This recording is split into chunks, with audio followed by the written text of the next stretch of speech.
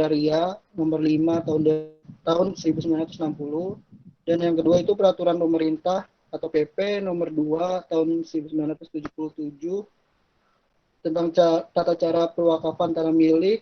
Yang ketiga itu peraturan Menteri Agama nomor 1 tahun 1978 tentang perincian terhadap PP atau peraturan pemerintah nomor 28 tahun 1977 tentang tata cara perwakafan tanah milik.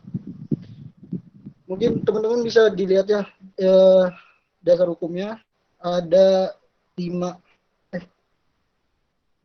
ada 8 poin. Dan selanjutnya itu rukun dan syarat wakaf udah ada pada Undang-Undang Nomor 41 tahun 2004 tentang wakaf. Pasal 6 menyatakan bahwa wakaf dilaksanakan dengan memenuhi unsur-unsur. Yang pertama itu ada wakif, nazir, harta benda wakaf, ikrar wakaf, peruntukan harta benda wakaf, dan jangka waktu wakaf. Lanjut,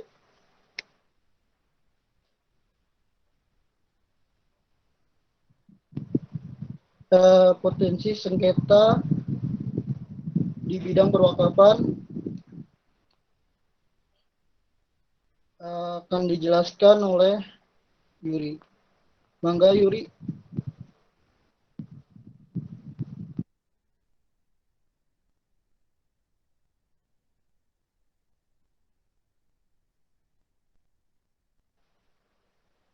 Yuri udah masuk belum ya? Yuri udah masuk.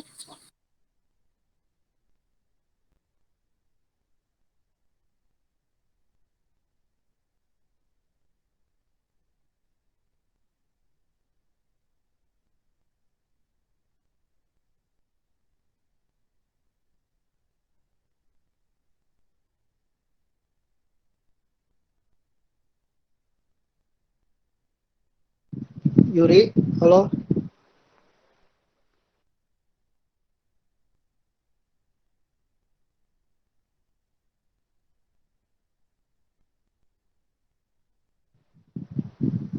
Yuri Ya ngecek mungkin di satu. Tapi Yuri udah masuk, tapi checklist 1. karena sinyal ya, dilanjut dulu sama saya. Mungkin nanti barangkali Yuri udah masuk lagi. Pada selanjutnya itu ada potensi sengketa di bidang perwakafan dan mensayanya. Sengketa ya, artinya kata lain dari konflik ya. Ada dari ahli yang menyamakan pengertian antara sengketa dan konflik. Ada pula yang membedakannya. Bagi yang menyamakannya, sengketa atau konflik diartikan dengan suatu interaksi yang bersifat antagonis atau berlawanan, berseberangan atau bertentangan, atau hubungan antara dua pihak atau lebih yang memiliki merasa sasaran yang tidak sejalan. Bagi yang membedakannya, maka yang dimaksud dengan konflik adalah keadaan di mana para pihak menyadari atau mengetahui tentang adanya perasaan ketidakpuasan, sedangkan sengketa adalah di mana konflik tersebut dinyatakan di muka umum atau melibatkan pihak ketiga. Sebagai makhluk sosial, manusia senantiasa berinteraksi dengan sesamanya. Pada dasarnya setiap sengketa itu muncul termasuk sengketa perwakafan. Terdapat 3 aspek. Yang pertama aspek yuridis, yang kedua aspek sosiologis, dan yang ketiga aspek psikologis.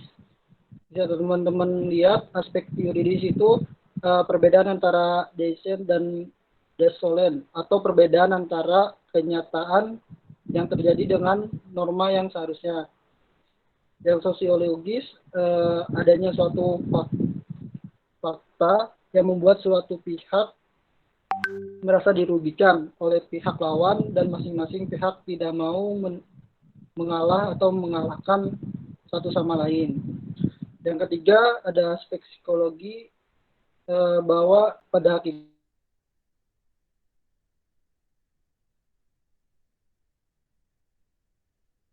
Itu saja. Selanjutnya akan dijelaskan tentang paradigma baru wakaf pasca Undang-Undang Nomor 41 Tahun 2004 oleh Hairul Jamal. Mangga Hairul. Ya, baik, terima kasih kepada Denny. Selanjutnya saya akan menjelaskan tentang paradigma baru wakaf pasca Undang-Undang Nomor 1 Tahun 2004. Jadi teman-teman, sebelum adanya Undang-Undang Nomor 41 Tahun 2004 ini, pernah ada beberapa undang-undang yang mengatur tentang perwakapan. Salah satunya adalah Peraturan Presiden Nomor 28 Tahun 1977. Nah, sejak adanya Undang-Undang Nomor 41 ada beberapa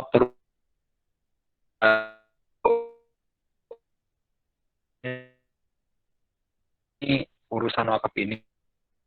Nah, yang pertama upaya sertifikasi tanah wakaf. Nah, jika sebelumnya tidak diatur tentang sertifikasi tanah wakaf ini, nah sejak Undang-Undang Nomor 41 Tahun 2004 ini ada sebuah upaya sertifikasi tanah wakaf. Tujuannya apa? Itu untuk lebih menguatkan kegiatan perwakafan. Jadi sebelumnya itu wakaf itu hanya dilakukan secara konvensional di agama atau tokoh masyarakat. Nah, dengan sistem yang konvensional tersebut rawan terjadi konflik atau sengketa tersebut gitu. Jadi karena proses wakaf itu tidak terlalu kuat aspek hukumnya, hukum legal negaranya, maka sering terjadi atau berpotensi besar terjadinya persengketaan. Dan bahkan kasus yang sering terjadi adalah sengketa antara ahli waris gitu. Kemudian yang kedua itu ada pertukaran benda wakaf. Nah, jika sebelumnya wakaf itu tidak bisa dipertukarkan, maka sejak diterbitkannya undang-undang ini benda-benda wakaf itu bisa dipertukarkan gitu dengan tujuan untuk kepentingan umum seperti itu. Kemudian yang ketiga ada pola seleksi yang dilakukan oleh nazir atau pengelola wakaf. Nah, jika sebelumnya wakaf itu asal terima aja oleh nazir atau pengelola wakaf, maka sejak adanya undang-undang ini maka ada proses seleksi, ada kriteria khusus dalam menerima benda wakaf. Tentu hal ini memperhatikan aspek kemanfaatan dan aspek kemampuan nazir dalam mengelola wakaf. Kemudian selanjutnya yaitu sistem ikrar yang dilakukan oleh calon wakif diarahkan kepada ikrar wakaf umum bukan khusus. Nah, jadi ikrar atau akad ini kan menjadi sebuah hal yang vital gitu, karena ibarat kata dalam pernikahan itu ya ikrar ini menjadi vital dan akan mempengaruhi wakaf ke depannya, sakral lah gitu ikrar wakaf ini. Nah, ketika ikrar itu dilakukan ikrarnya secara umum, misal peruntukan wakaf ini silakanlah untuk apa aja secara umum gitu, tidak khusus nih wakaf untuk pembangunan ini, untuk pembangunan ini, tidak, tapi secara umum gitu. Jadi ikrar wakaf secara umum ini tentu akan sangat memudahkan nazir atau pengelola wakaf dalam mengelola wakaf untuk kemanfaatan umat gitu. Seperti itu. Kemudian yang selanjutnya ada perluasan benda yang diwakafkan. Nah, jika sebelumnya wakaf itu hanya di seputaran benda-benda tidak bergerak seperti tanah dan yang lainnya, maka setelah adanya diterbitkannya Undang-Undang Nomor 41 ini, wakaf tidak hanya tanah, tapi benda-benda bergerak seperti uang, kemudian saham, dan yang lain-lain itu bisa diwakafkan gitu, sehingga hal ini akan mempermudah dalam proses pengelolaan wakaf. gitu. Kemudian yang selanjutnya ada persyaratan najir. Sebentar. Nah, dalam rangka membangun paradigma baru wakaf yang nomor 41 ini itu juga diatur eh, nazir nazir itu dibagi lagi, bukan hanya nazir perseorangan tapi ada nazir organisasi dan ada nazir berbadan hukum gitu. Jadi apa ya, yang kemudian kita sebut dengan salah satunya ada Badan Wakaf Indonesia atau BWI, seperti itu. Jadi bagi mereka-mereka yang ingin menjadi pengelola wakaf itu sudah diatur dalam undang-undang ini sehingga kelembagaan pengelola wakaf menjadi lebih kuat. Nah, selanjutnya dari diterbitkannya Undang-Undang Nomor 41 ini diatur juga mengenai pemberdayaan, pengembangan dan pembinaan nazir atau pengelola perwakafan gitu. Karena undang-undang ini jika kita meninjau lebih dalam lagi sangat menekankan pentingnya pemberdayaan dan pengembangan harta wakaf yang mana wakaf ini mempunyai potensi ekonomi yang sangat besar gitu dalam pembangunan ekonomi umat, khususnya di kalangan umat Islam. Nah, undang-undang ini juga menekankan pentingnya kekuatan atau kualitas kelembagaan wakaf, yang mana seperti yang saya sebutkan tadi, salah satunya adalah Badan Wakaf Indonesia. Gitu. Pembentukan Badan Wakaf Indonesia ini bertujuan untuk menyelenggarakan administrasi serta pengelolaan secara nasional untuk membina para nazir yang sudah ada agar lebih profesional dalam mengelola wakaf. Nah, jadi intinya atau kesimpulannya, dengan diterbitkannya Undang-Undang Nomor 41 ini, perwakafan di Indonesia bisa lebih terkelola lagi, lebih sistematis dan lebih profesional dalam pengelolaan, sehingga wakaf bisa menjadi potensi yang sangat besar dalam membangun perekonomian umat. Seperti itu. Ya, mungkin itu saja dari saya. Saya serahkan kembali ke moderator. Terima kasih. Baik, terima kasih Hairul. Mangga untuk teman-teman, kelompok kami membuka sesi pertama. Sesi pertama itu ada 3 pertanyaan. Mangga teman-teman yang ingin bertanya, dipersilakan.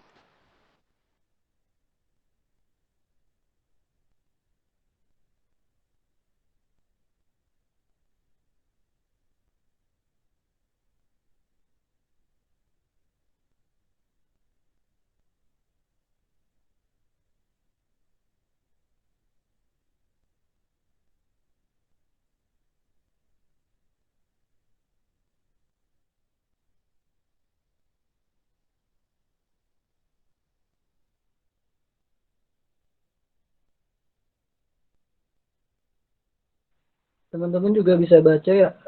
Tadi saya sudah share makalah di grup.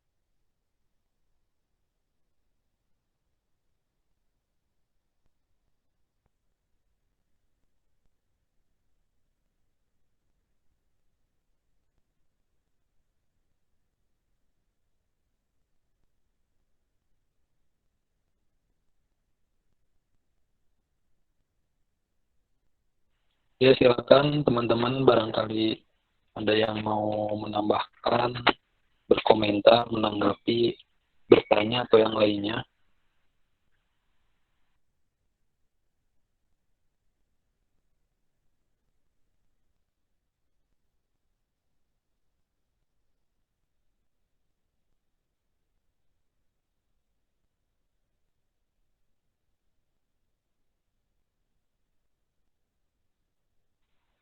Halo, Ayo pada teman-teman. tidur.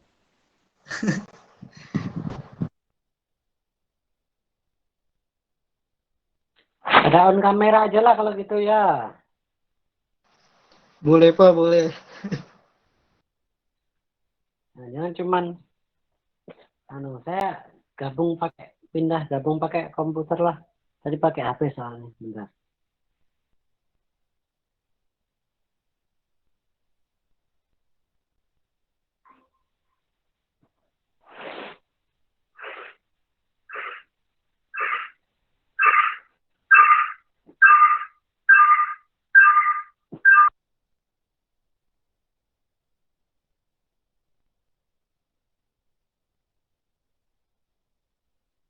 Guys, aja diem-diem baik guys.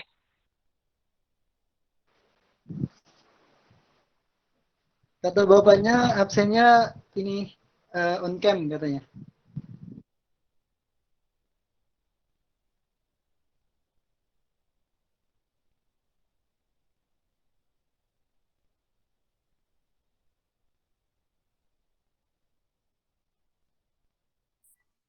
Siap, udah on cam. Halo Pipit. Mana Pipit?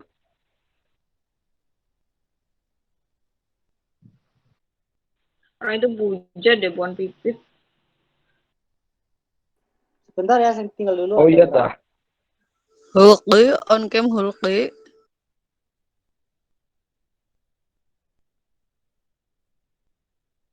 Iya Andre gimana?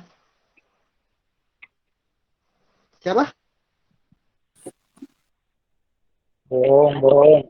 Wah, belum Andre. Mikrofonnya gimana itu?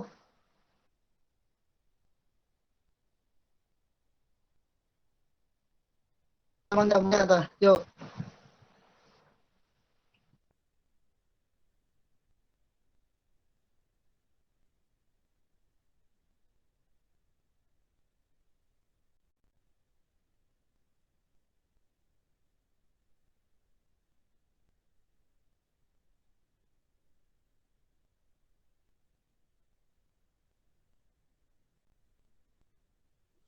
Ini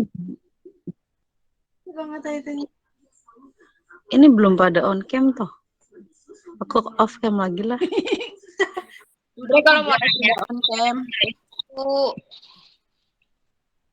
di Kohul orang yang mau nanya kamu, Je. Nanya apa sih nih? Cepat aku yang nanya. Tanyain. Kok bertanya sama aku? Orang ada yang presentasi, Je. Iya Andre gimana?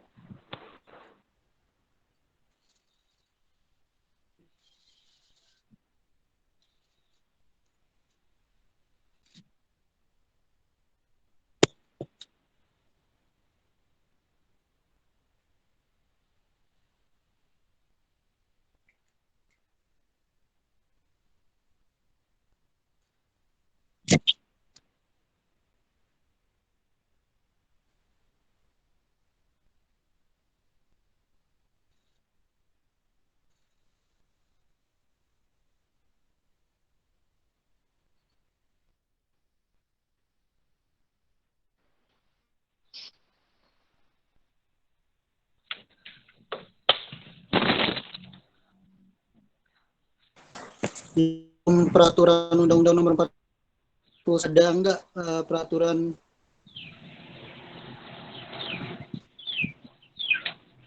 gitu? Ya.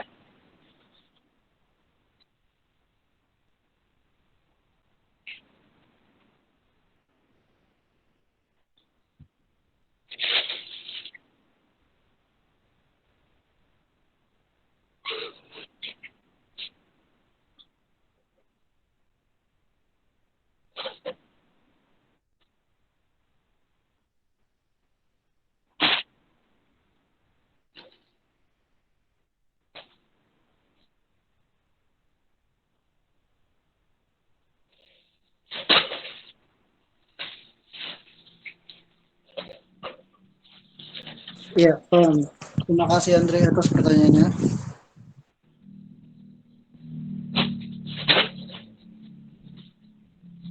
Kita tampung dulu ya Andre. Mangga teman-teman yang lain ada yang ingin bertanya lagi?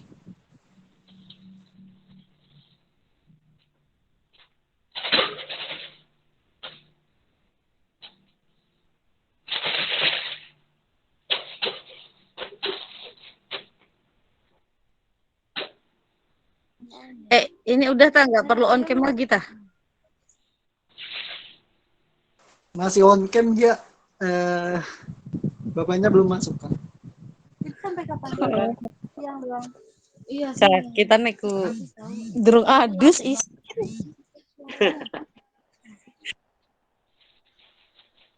Kalau mandi nggak apa-apa, yang perempuan biasa itu sudah makeup.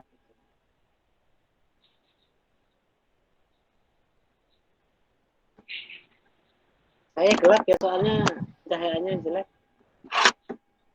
Kamera ya ini.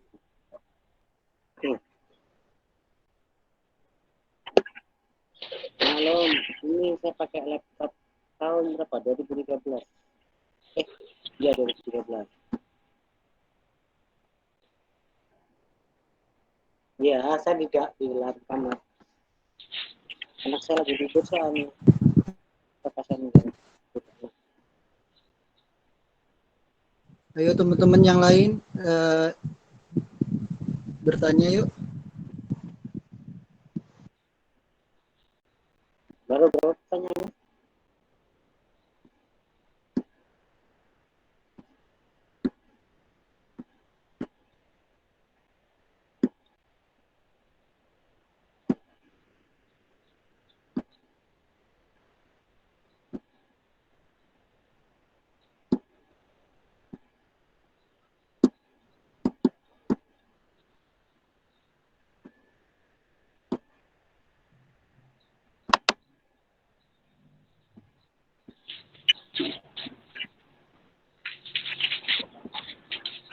Bertanya.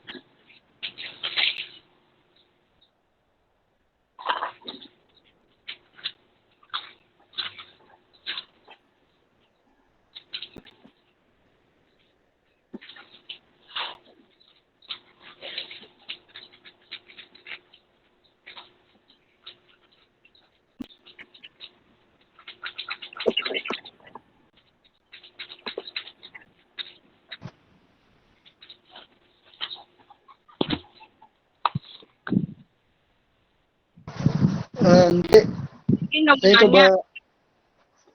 Ulki mau menanya. Enggak, Ulki nggak nyala, nggak mau nanya. Lupa matiin kamera itu mic.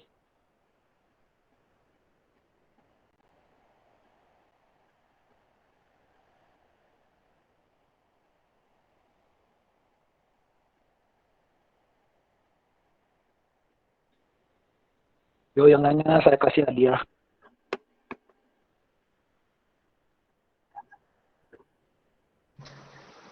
Itu dikasih hadiah sama Hairul.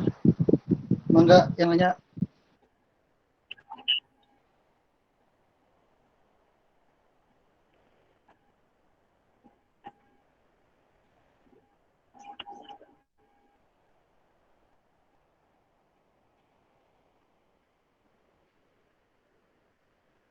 Oke, saya mau coba jawab pertanyaannya Andre ya. Nanti dilanjut sama teman-teman saya dan nanti sama kawan-kawan. Jadi gini Andre, sejarah itu apa namanya? sebelum adanya Undang-Undang Nomor 41 itu balik lagi gitu ke sejarah perkembangan wakaf di Indonesia aja. Yang pertama itu wakaf itu untuk masjid, lembaga pendidikan, pesantren dan kuburan. Itu yang dikenal dalam masyarakat itu. Praktek wakaf juga diasumsikan menjadi kekuatan sosial politik itu ada di kerajaan yang tadi kerajaan Islam di Nusantara pada akhir abad ke-12 Masehi sampai 15 Masehi. Regulasi hukumnya wakaf pada masa kolonial itu jadi sebelum Undang-Undang Nomor 41 itu ada wakaf di masa kolonial pada tahun 1905 itu isinya itu surat edaran Sekretaris Government tanggal 31 Juni tahun 1905 ya isinya itu peraturan mengatur tentang wakaf tanah, yaitu pembangunan masjid dan perizinannya. Dan setelah kemerdekaan, regulasi hukum wakaf di Indonesia itu mengalami perkembangan cukup besar dan penting gitu ya. Jadi ada beberapa fase. Yang pertama itu fase Orde Lama. Regulasi hukum wakafnya itu diatur pada Undang-Undang Nomor 5 tahun 1960 tentang peraturan dasar pokok-pokok agraria, di mana negara secara resmi menyatakan perlindungan terhadap harta wakaf dalam pasal 49 ayat 1 ayat 3 untuk pewakafan tanah tanah milik dilindungi dan diatur menurut peraturan pemerintah. Itu masa Orde Lama. Jadi mungkin sebelum adanya Undang-Undang Nomor 41 tahun 2004 itu memiliki ada 2 fase gitu loh, Andre. Yang pertama Orde Lama, yang kedua Orde Baru. Yang Orde Barunya itu PP Nomor 28 tahun 1977 tentang perwakafan tanah milik. Itu sih yang saya tahu. Mungkin dari teman-teman presenter atau teman-teman lain bisa menambahkan.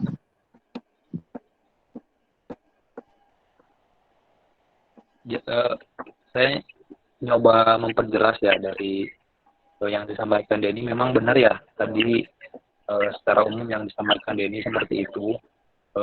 Jadi intinya sebelum Undang-Undang tahun 2004 ini terdapat peraturan yang mengatur tentang wakaf juga, yaitu peraturan Presiden nomor 28 tahun 1997. Jadi sudah hampir kurang lebih 27 tahun undang-undang ini berlaku.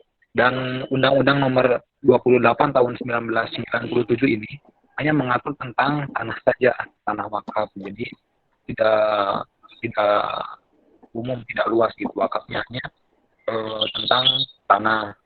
Dan seperti tadi juga kalau yang baru kan mengatur tentang sertifikasi, kemudian pertukaran, seperti yang dilakukan oleh Wazir, perluasan benda wakaf, pemberdayaan, pengembangan dan pembinaan, dan yang di Undang-Undang Nomor 1997 ini belum mengatur sampai ke sana gitu, hanya mengatur tentang perwakafan tanah. Jadi sehingga dengan masih berlakunya undang-undang yang dulu itu wakaf hanya berpusat atau hanya di sekitar tanah saja gitu. Padahal sejatinya wakaf ini menjadi potensi yang sangat besar gitu. Mengingat Indonesia dari penelitian juga merupakan salah satu negara yang memiliki tingkat kedermawanan yang tinggi gitu. Nah, dengan diterbitkannya Undang-Undang Nomor 41 tentu membawa titik terang bagi dunia perwakafan di Indonesia. Itu mungkin, Re. Jadi yang sebelumnya itu hanya mengatur tentang tanah saja. Wakaf itu tanah tok gitu, tidak yang lainnya. Dan juga tidak mengatur tentang pengelolaan secara mendetail.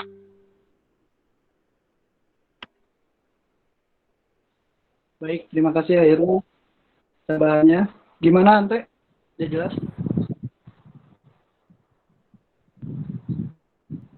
Oke, terima kasih.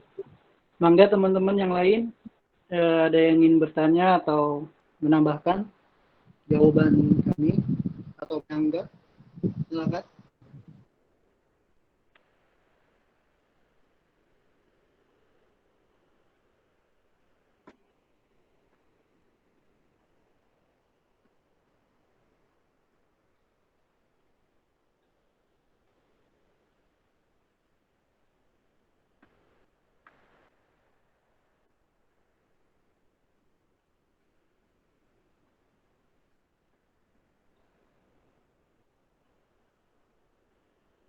Karena banyak yang diem ya Pak ya, mungkin Bapak bisa jelaskan atau gimana Pak? Dengan adanya undang-undang wakaf ini ya, sebenarnya itu kan tadi kan sebelumnya itu kan ada PP, terus ada ada ada permen, PP itu kan presiden ya? Gimana Pak? PP itu peraturan pemerintah presiden ya? Peraturan pemerintah Pak?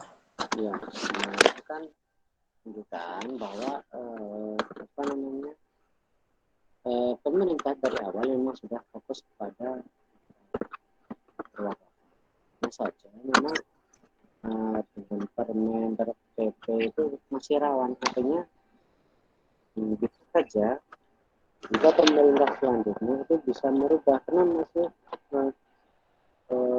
bisa menghapus, artinya kalau memang bentuknya masih saja program itu tidak terlanjutkan oleh pemerintah.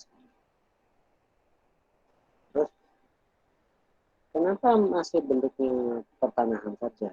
Karena memang di awal mindset orang itu ya apa itu ya tanah itu dilakukan gitu ya. Dan memang belum ada badan hukum yang perlindungan hukum karena memang ya identiknya dengan pesantren, masjid itu nggak pas pada zaman dahulu. Jadi ya akan mengutak-ngatik itu akan sulit. Maka dengan perkembangan zaman kan juga timbul nih permasalahan baru. Ada ya ahli waris yang bisa saja tidak terima dengan wakaf itu, gitu. Yang sudah diwakafkan. Tapi memang satu bisa saja dia terima karena dia tidak tahu bahwa itu sudah diwakafkan. Karena kayak tadi belum disertifikasi gitu. Jadi, ahli waris itu ada yang tidak tahu, harus tanah sudah diwakafkan, maka dia bisa teranggap bahwa itu adalah haknya. Gitu. Jadi teman-teman misalnya ini orang tua gitu ya, ya tanya-tanya aja ke orang tuanya gitu kan, ada harta yang diwakafkan nggak di keluarga ini, gitu. Orang tuanya masih sehat gitu ya, agar nanti tidak terjadi konflik gitu. Konflik oke lah kita tahu gitu ya, tapi kalau tidak segera disertifikasi mungkin anak keturunan kita yang akan yang tidak tahu gitu. Terus kenapa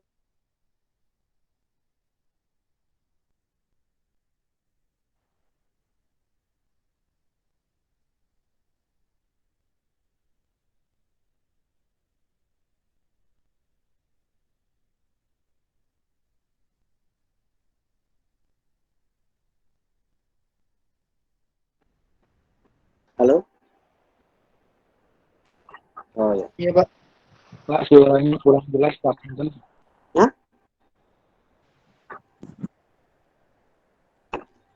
Oh ya, sebentar saya deketin laptopnya. Nah, jadi gitu ya kenapa perlu diperketahui ya, karena memang satu kebutuhan masyarakat terkait dengan kasus-kasus perwakafan, terus ada pembaharuan gitu sehingga lebih terjamin agar tidak serta merta untuk dirubah gitu. Dirubah kan pasti akan berproses kalau undang-undang. Kalau PP kan bisa saja pemerintah selanjutnya menghapus PP itu. Paham ya? Jadi ya sama, undang-undang wakaf ini melegitimasi memberikan landasan hukum pada perwakafan gitu. Baik dari terutama orang yang memperoleh wakaf. Artinya lembaga itu memperoleh wakaf akan lebih memberikan perlindungan hukum gitu, dengan undang-undang wakaf ini agar pada kedepannya itu tidak serta-merta bisa diambil alih oleh hak waris. Cuman wakaf itu bertanggung jawabnya lebih berat. Kenapa? Misalnya ini saya wakaf untuk pesantren gitu ya. Pesantren itu memiliki tanggung jawab terhadap saya, baik pemanfaatan tanah itu dan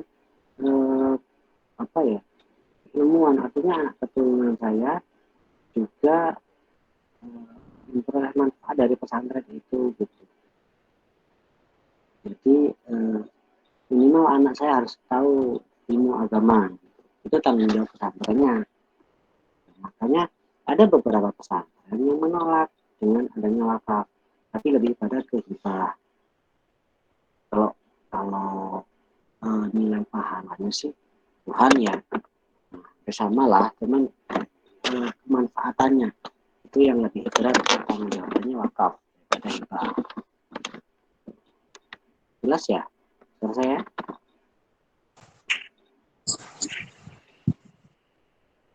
Halo? Ya, halo Pak. Jelas ya? Jelas, Pak. Oke. Jelas. Ada lagi yang ditanyakan tentang perwakafan? Enggak, teman-teman. Silakan.